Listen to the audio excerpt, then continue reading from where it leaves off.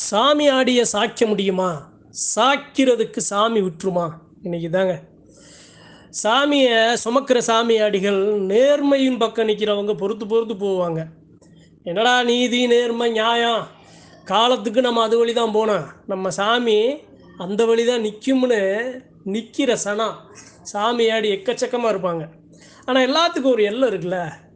இந்த எல்லையை மீறும்போது கோபம் கட்டுக்கு அடங்காமல் வரும். கட்டுக்கு அடங்காமல் அப்படின்னா கண்மூடித்தனமாக கோபம் வரும். யாருக்கு? அந்த சாமியாடிக்கு. அப்படி ஒரு கோபம் வந்த நிகழ்வு தான் இன்னைக்கு. அதாவது ஒரு தெய்வம் இருக்கு, மலை போல தெய்வத்தை சுமக்கிற சாமியாடி. அந்த மலை போல தெய்வத்தை வச்சு அந்த தெய்வத்தின் மூலமா பல பலாபலன்களை பெற்று ருசி கண்ட பூனை எப்படி அதை விடாமல் இருக்குமோ, அதுபோல் அந்த தெய்வத்தை மடை மாற்றணும், வசப்படுத்தணும் அப்படின்னு அந்த சாமியாடியை சாய்க்கணும் அப்படிங்கிற ஒரு முடிவு எடுக்கிறாங்க.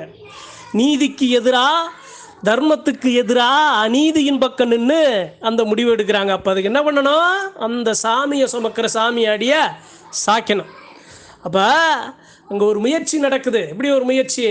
அந்த சாமிக்கு, அந்த சாமியை சுமக்கிற அந்த சாமியாடிக்கு நிறைய இன்னல், உடலளவு மனதளவு, அது மாதிரி ஏகப்பட்ட பிரச்சனைகள் எல்லாத்தையும் சரி பண்ணி மேலே இருக்கிற சாமியை ஊக்கமாக நினச்சி நீதியின் பக்கம், நேர்மையின் பக்கம், சத்தியத்தின் பக்கம், அறத்தின் வழியாக அந்த சாமியை நின்று வழிபட்டு அந்த சாமியாடி வர்றாரு. முடிஞ்சளவு பார்க்குறாரு. கடைசியில் அந்த சாமியாடி, அந்த தெய்வத்தை சுமக்கிற சாமியாடியவே அந்த இடத்துல எப்படி பண்ணணும் அப்படின்னா முடக்கணும், வதம் பண்ணணும், மறுபடியும் அந்த நம்ம வசப்படுத்தணும்னு என்ன பண்ணுறாங்க? அவருக்கு அந்த இடத்துல ஒரு கனவு. எப்படி ஒரு கனவு? அவருடைய காலடி இருக்குது பார்த்தீங்களா, அவருடைய கால் பாதம் இருக்குது பார்த்தீங்களா, அந்த கால் பாதத்தோட அந்த அந்த சதை, அதாவது அந்த தோலை அறுக்கிறதுக்கு கூட ஒரு 2-3 பேரை அதை அப்படியே அவர் பின்னாடியே கூட சுற்றிக்கிட்டே இருக்காங்க. ஏன்? பிடிமானம், பிடி எடுக்கிறதுக்கு. அப்போ சொல்லுவாங்கல்ல, எதுக்கு இந்த காலடி மண்ணை எடுக்கிறாங்க அப்படிங்கிறத விட்டுட்டு அதுக்கும் மேலே போய் எதுக்குடா காலடி மண், அந்த அந்த தோலவே ஏறா சாய்ச்சிருவான் அப்படிங்கிற மாதிரி அந்த தோலை அறுக்க ஒரு சில பேர் 3 பேர் அப்படியே சேர்ந்து நின்று அந்த முயற்சி பண்ணிக்கிட்டே இருக்காங்க. அப்போ என்ன ஆகுது? அந்த சாமியாடி முடிஞ்சளவு அதிலிருந்து விலகி போகிறாரு. அப்போ துரத்தி வந்துக்கிட்டே இருக்காங்க. யார்? ஒரு சில தீவினைகளில், ஒரு சில மாந்திரீக தாந்திரிகங்களை தர்மத்தின் வழியாக இல்லாமல் அதர்மத்தின் பக்கம் நின்று அது வழியாக அதை சாதிக்கணும் அப்படிங்கிற ஒரு சில கெட்ட எண்ணம் கொண்ட ஒரு தீவினை புரிந்த ஒரு சில என்ன சொல்கிறது, ஒரு சில ஆட்கள், அவங்கள ஒரு மரியாதையான வார்த்தையை கூட சொல்லக்கூடாது, கெட்ட எண்ணத்தோடு இருக்கிறவங்க என்ன பண்ணுறாங்க? அவருடைய அந்த காலில் அந்த தோலை எடுக்கணும், அதை வச்சு அவரை முடக்கணும், அவரை வதம் பண்ணணும் அப்படிங்கிற மாதிரியான ஒரு முடிவு எடுக்கிறாங்க. யாரை? அந்த சாமியாடிய. அப்போ அந்த முடிவெடுக்கும் போது அவர் மேலே ஊக்கமாக அந்த சாமி வேகமாக இறங்குது. எப்படி? ஏண்டா என் பிள்ளை, என் வாகனம், நீ பட்ட கஷ்டத்தையும் நஷ்டத்தையும் வேதனையும் கண்ணீரையும் இப்போ வரையும் அவன் சகிச்சு எல்லாத்தையும் பொறுத்து நிற்க போகிறவனை நீங்கள் அவனை வதம் பண்ணணும், முடக்கணும்னு முடிவு பண்ணிட்டீங்களாடா அப்படின்னு அந்த சாமி, அவர் மேலே வர்ற சாமி ஊக்கமாக இறங்குது. எப்படி? அவர் மேலே இறங்கினவருக்கு என்ன எப்படின்னா, அந்த சாமியாடி மேலே இறங்கின உடனே இந்த தன்னுடைய தோல் பகுதியிலேருந்து ஒரு பெரிய கத்தி எப்படின்னா பட்டா கத்திம்பாங்க. அதாவது அதனுடைய உயரம் கம்மியாக இருக்கும், அகலம் அதிகமாக இருக்கும்.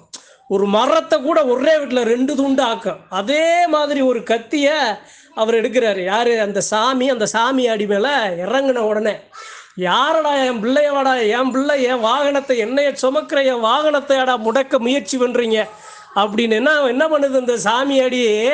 அந்த சாமி இறங்கினோடனையும் பின்னாடி தோள்பட்டையிலேருந்து ஒரு கத்தி எடுத்து பக்கத்தில் இருக்க 3 பேர்த்தையும் சர்ருன்னு ஒரு வீச்சில் 3 பேரோட தலை துண்டா போயிடுது.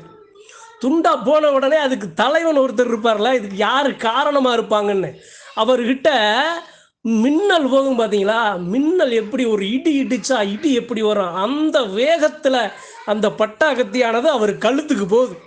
கழுத்துக்கு போய் அவருடைய கழுத்தை சீவலை, கழுத்தில் போய் பக்கத்தில் சக்குன்னு நிற்கிது. நின்ன உடனே அந்த இடத்துல அவர் அரண்டு மிரண்டு அவர் அறியாமையே விழு விழு விழு விழுன்னு கீழே விழுகிறார். இப்போ அந்த இடத்துல அந்த சாமி கோபம் கொண்டு அந்த சாமியாடி மேலே இறங்குது. இறங்கி எப்படி, என் பிள்ளைய முடக்க வதம் பண்ண நீங்கள் முயற்சி பண்ணுறீங்களா, அப்போ என் பிள்ளை மேலே மிதிச்ச எனக்கு என்னடா அப்படின்னு அந்த சாமி வந்த கணம் எடுத்த அந்த பட்டை அந்த கத்தி எடுத்து இருக்கிற 3 பேர் தலையை சூரம் சம்ஹாரம் பண்ணி அந்த தலைவனோட கழுத்துக்கு போய் நிற்குதுன்னா, உன் கண்ணெதிர உனக்கு இந்த அச்சத்தை காட்டணும். இனி என் பிள்ளட்ட நீ மோதக்கூடாது, என்னைய சுமக்கிற என் வாகனம். அந்த சாமியாடி அவருக்கு எந்த ஒரு பாதிப்பு நீ ஏற்படுத்தக்கூடாது அப்படின்னு அந்த தலைக்கு போகுதுங்க அந்த கத்தி. அப்போ நம்ம மேலே வர்ற சாமி நம்மளை எப்படி காத்து நிற்குதுங்கிறதுக்கு ஒரு சான்று இது.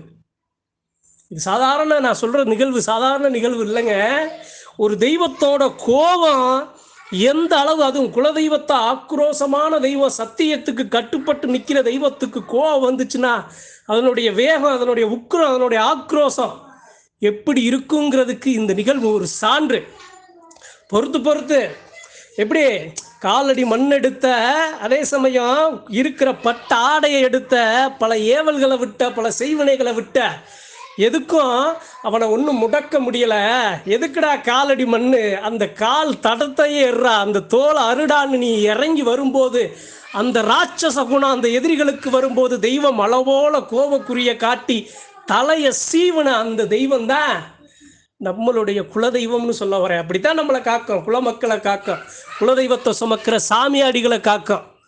அதனால இந்த பதிவின் மூலியமா தெய்வத்தை உண்மையும் நீதியும் நேர்மையும் சத்தியமா சுமக்கிற எல்லா சாமியாடிகளுக்கும் சொல்றேன், எப்பையும் உண்மைக்கு நில்லுங்க, நேர்மைக்கு நில்லுங்க, எதுக்கு அச்சப்படாதீங்க. சாமி மலை போல நிற்கும். இந்த உயிர் எப்படி சொல்றது அப்படின்னா, எத்தனை பொருளை எடுத்தாலும் உயிரில் இருக்க அந்த உடல்ல இருக்கிற அந்த குருதி, அந்த ரத்தத்தை எடுத்து கூட நமக்கு எதிராக நம்மளை முடக்கணும்னு நினைச்சாலும் நம்ம சாமி வந்த கணம் நிற்கிற எத்தனை கோடி பேராக இருந்தாலும் அவன் அதர்மத்தின் பக்கம் எதிராக நின்னான்னா, அவன் தீவினை பக்கம் நின்னான்னா அவனுடைய தலைகளை கொய்து சூரசம்காரம் பண்ணி அந்த வாகனத்தை அந்த சாமியாடிய காத்து நிற்குங்கிறதுக்கு இது ஒரு சான்று. அதனால தெய்வத்தை சுமக்கிற சாமியாடிகள் எல்லாத்துக்கும் ஒரு ஊக்கப்பதிவாக சொல்கிறேன், உங்கள் மேலே வர்ற சாமி உங்களை காத்து நிற்கும்.